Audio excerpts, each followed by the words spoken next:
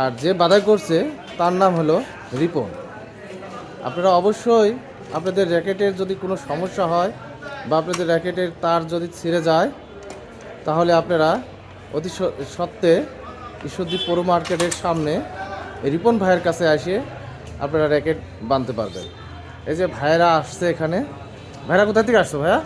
আমরা আরমবাড়ি থেকে আসছি। ভাইয়েরা আরমবাড়ির থেকে আসছে র্যাকেট বাঁধতে। দেখেন, তাহলে ঈশ্বরদীতে অবশ্যই রিপন ভাইয়ের র্যাকেট বাঁধা খুব ভালো, যার জন্য সবাই আসে দূর দূরান্তের থেকে। রিপন ভাই, আপনি কিছু বলেন তো, এই র্যাকেট বাঁধা আপনি কি কত করে নিচ্ছেন একটু বলে দেন তো। র্যাকেট বাঁধতে নিচ্ছি 50 টাকা, সুতা বাদে, সুতা সহ সর্বনিম্ন 150 টাকায় হয়।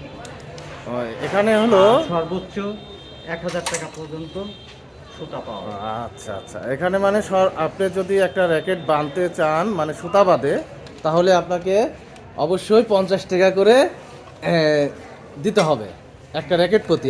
আর যদি এখানে আবার র্যাকেটের রগের আবার বিভিন্ন দাম আছে, কোনোটা 150 টাকা, কোনোটা 500 টাকা, কোনোটা 300 টাকা, আবার সর্বোচ্চ 1000 টাকাও আছে।